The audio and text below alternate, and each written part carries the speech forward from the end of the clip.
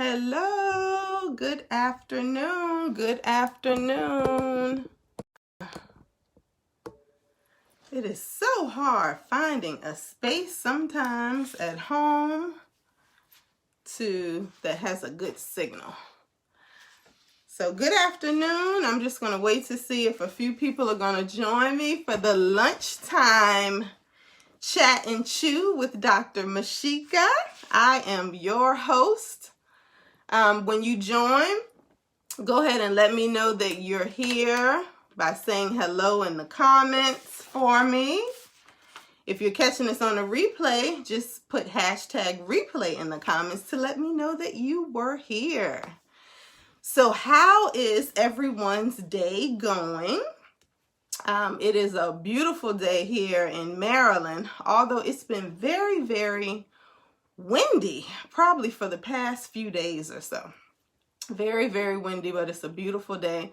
I just happened to step outside just for a few moments. Hi, Dr. Shanti. Thank you for joining. Yeah, so it's been a nice day this weekend. Well, first of all, happy belated Mother's Day to everyone. I know Mother's Day was a couple of days ago, but like I was telling one of my girlfriends yesterday, moms celebrate all month. For the whole month of May for Mother's Day. So we had a great weekend here. The boys and Lamont really made my Mother's Day extra special. I got to enjoy my steamed crabs that I like to have Mother's Day weekend. So I got to do that on Saturday, and then Sunday, breakfast was made, dinner was made on the grill, cards and gifts, and they really made it a very, very special day. So I am so appreciative. Normally, of course, I spend Mother's Day with my mom, but due to COVID-19, it's funny because I told my mom, maybe we can do a social distance, on the lawn with 2 different tables, and I can drive an hour and a half to have lunch with you, come back home. My mother was like, no. You are still around Patience? Lamont still around Patience? No. We will be waiting to do that, so we opted for a Zoom Mother's Day. So hopefully you all had a great Mother's Day and enjoyed it. Lots of stuff happened this weekend. Also, quite a few graduations, college, I believe a couple of optometry school graduations. So if you're an optometry student checking in this afternoon, congratulations on your recent graduation or upcoming graduation. Congratulations on becoming an optometrist, class of 2020. So we are so happy to have you as our colleagues. And, of course, if you're joining as a student, let us know in the comments as well so we can congratulate you. All right. So we're going to get started. I don't have anything to chew on. I just thought I would chat while you, the viewers, chewed. I'm still trying to get used to this new schedule, so I'm not really hungry yet. I'm normally not even hungry until 2 o'clock. But I do have my tea here in my NOA cup. Yes. All right, so I'm going to go ahead and get started. I am Dr. Mesheca, a leader in optometry as the current president of the Maryland Board of Examiners in Optometry. I'm also a consultant and a best-selling author. I help doctors just like you with staff management and development. And I do so through my coaching, through my workshops and retreats for your offices, and now with my best-selling book, Fix My Staff, Tools to Create and Retain an Unbreakable Team. You can follow me on all social media at Dr. Mesheca, that's DrMesheca. Oh, hello, Dr. Josephine. Thank you for joining. Thank you for joining the Lunchtime Chat and Chew. I appreciate it. So today we're going to talk about the letter I in pivot. So pivot, what do I mean by pivoting? It's time to pivot our practices because this is a very challenging time with COVID-19. Unfortunately, we are not going to be able to practice like we used to. There are lots of changes that we're going to have to make and have to adapt to very, very quickly. Let's go back just to recap the letter P. So a couple weeks ago, and I'm an acronym person. If you give me a word, I can create an acronym for you. But a couple weeks ago, I heard a really great webinar put on by Dr. Chandra Mickles. And they were also talking about some things relating to change in practice. And so 3 takeaways that I took from that related to the letter P was that we're going to have to learn to practice differently. So that has not changed. We're going to have to create new protocols for our office, for us practicing, for our staff, for our patients, new protocols. And then the third P was PPE. And this is just a recap. And as far as the PPE, there are certain things that we need to wear as doctors. Our staff needs to wear PPE, and our patients need to wear PPE. So depending on your protocols, I know I've heard some offices, they say that they don't mind. They've ordered enough masks and gloves where they can give their patients those things when they walk in. Some offices like ours are going to require that patients come in wearing a mask, because here in Maryland, I don't think you can go anywhere without wearing a mask. So, that's just something that we require in our private office. So those were the 3 Ps that I kind of took away from the webinar that I watched a couple weeks ago. And since then, I've been, doing some posting about those 3 Ps. And last week, I started posting about the letter I. So here are 3 I's related to pivoting your practice. And so the first thing I want to talk about, the first I, is being intentional. So let me share one of my favorite quotes that I've heard over time, and it's by John Maxwell. I love John Maxwell. He's an author, he's a speaker, he has the John Maxwell leadership team. But one of the quotes that I've heard from him time after time is, "An unintentional life accepts everything and does nothing. An intentional life embraces only the things that will add to the mission of significance."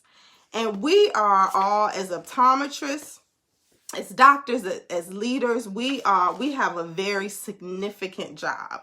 But the truth is that being intentional to me means setting small, realistic goals that are easy to follow, but also adjusting to certain changes on purpose that are going to be easier for you and for your team. So, and that you can kind of relate to one of my P's, protocol. Once you set these protocols, don't just set them in your head. I'm a big advocate of writing things down. So, write out a list of protocols that you're going to have to follow from beginning to end, from the patient's experience, beginning to end, with cleaning, with doing your exams.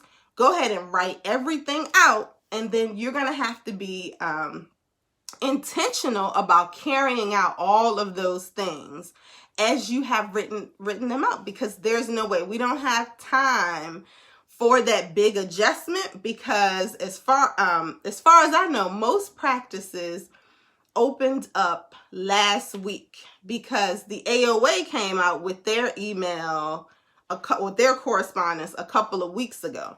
So I believe most practices are practicing in some capacity, or were practicing in some capacity last week. our governor of Maryland, because I'm on the board, I get a lot of correspondence. He opened up healthcare. So now, most of the healthcare providers can actually come back to work, but there are certain protocols that he even has written out that we have to adhere to. And we don't have time to wait. Those are things that we have to do now, or we face repercussions later on. So, docs, you just have to, create those protocols and be intentional about implementing them. There's another I. So be intentional about implementing these new protocols and procedures that we're going to have to adhere to. So my second I is, and I love this one, get involved. Ever since I graduated from optometry school, I tried to stay involved with, other organizations, be it local and national. The National Optometric Association, I am the past recording secretary and regional trustee for the NOA. I got involved very early on with ASCO on their Diversity and Cultural Competence Committee. I'm the past president of the Central Maryland Optometric Society.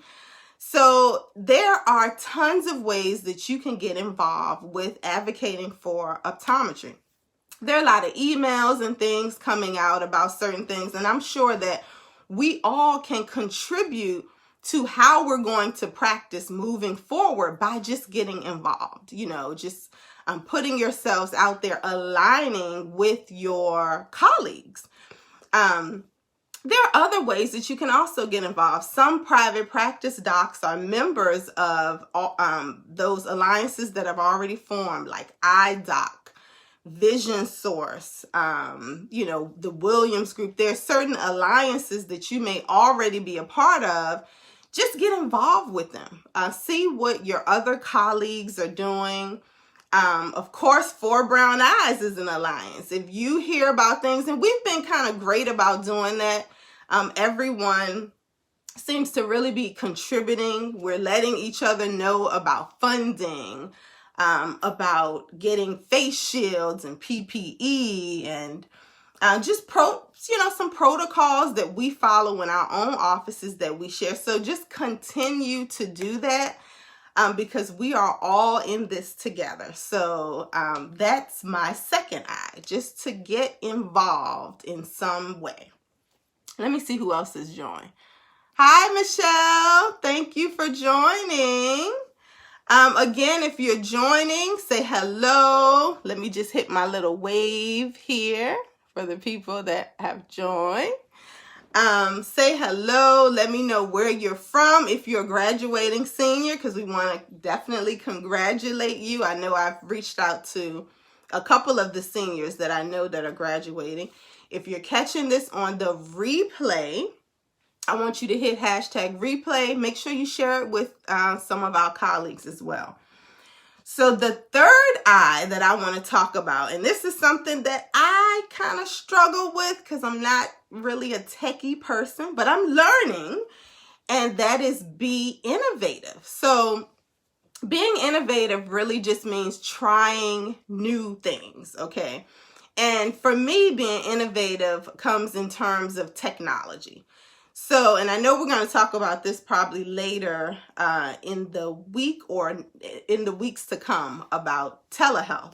So we really have to, I was on a webinar yesterday about a contactless, about an exam that is contactless, or a patient experience, I should say, that's contactless. And they were talking about telehealth. That's one way where we can all become contactless. Now, I'm embracing it because we have to embrace it. There are certain things that patients really don't need to come into our office for. And I think that we can, really help them using telehealth. We can, things like dry eye, contact lens follow-ups, maybe some post-ops. You know, I also work, I'm an employee and an employer, but I'm an employee with a big ophthalmology group. So some of the post-ops we may have to see, you know, maybe if they're a week or a month post-ops. We haven't quite figured out the protocol for that yet. But we're going to have to embrace telehealth. Also, in terms of being innovative, now, because we have to practice differently, we may not be able to have so many patients in our office. We may have to end up bringing them back for a second visit for dilation, depending on their situation. But if we have to bring them back, we may want to incorporate a better retinal camera in our office that can take better pictures undilated. I remember when I used to work for lens crafters, I was so amazed with the Optos machine. That's probably the only time that I've worked in a practice that had it, and it was a great device. Now I know they had the latest greatest. I think it cost maybe $50,000 or $60,000, and I'm not saying to rush out and get that, but we may have to embrace some new technology in our office that's going to help with the way that we have to practice now. So that's one thing that I had in terms of being innovative. Also, innovation, revamping your websites. That would be, I was talking to one of the doctors in Four Brown Eyes. Hi, Dr. Torrance. Thank you for joining. I was talking to one of Four Brown Eyes member, and also she sits on the board for Maryland as well, Dr. Kalechi. And we were talking about revamping the website, and she was telling me how she signed up for a telehealth service, and now she actually has the banner on her website. So we're going to have to be innovative, and we're going to have to think about things that we can do to go along with this contactless patient experience. We still want them to have a great experience, but contactless experience, and we may have to bring them back for certain things. So we're going to have to embrace some form of technology to help with that. So just to recap, my 3 I's for pivoting your practices during this time of COVID-19. I want you to be intentional about implementing these new protocols and policies that we're going to have to implement anyway. So you may as well go ahead, write them down, and just start following them, you know, right away, because we don't really have time to catch up. Some of our counterparts, they're already doing that. So we have got to be intentional to get that stuff done right now. We don't have time to wait. We still have bills to pay. We still have doors that are open, lights that have to be paid for to stay on. So we need to embrace new things to get our patients back in our office and continue to make revenue.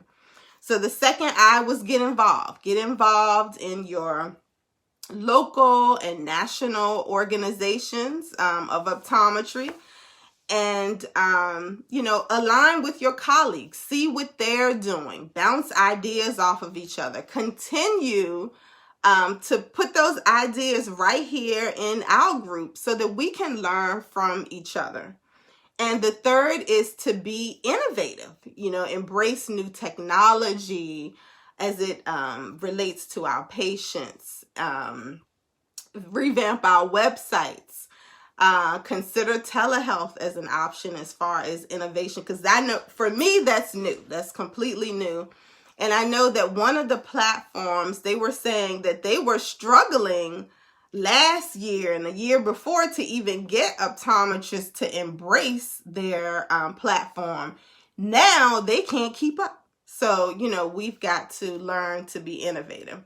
So, again, I am Dr. Mesheca, optometry leader, consultant, and author of Fix My Staff, Tools to Create and Retain an Unbreakable Team. And I would welcome you to download an e-copy of my book or order a physical copy of my book, so that now with COVID-19, it's a great time to revamp your staff and how there are going to be some changes that we have to make for our staff as well. And I think that my book would really help. So I'm going to put the address, the website address, in the comments. And let me see if I have any questions here. I'm going to scroll up a little bit. Are there any questions? So next week, I'm going to come on to talk about the letter V in P.I.V.O.T. And I think this is a good time. Let's do a lunchtime chat every Tuesday at 12:30. And I want you guys to stay safe. One of the challenges I know is getting this PPE still, because I still hear doctors talking about it. But also wearing the PPE is very challenging, wearing a mask and a face shield to do an eye exam. So I know it's challenging, but we have to do it because we have to protect our patients, but more importantly, to protect ourselves and our families, because we have to go back home to our families. But thank you so much for joining me this afternoon, and feel free to leave me questions if you have them. If not, I will see you all next week for the Chat and Chew, and hopefully we'll see you tomorrow with Dr. Lamont and myself, as we have our own show, 4 Eyes in Vision and Love. So hopefully you will join us tomorrow night, Wednesday at 8 p.m. All right, well, take care and enjoy the rest of your day. Bye.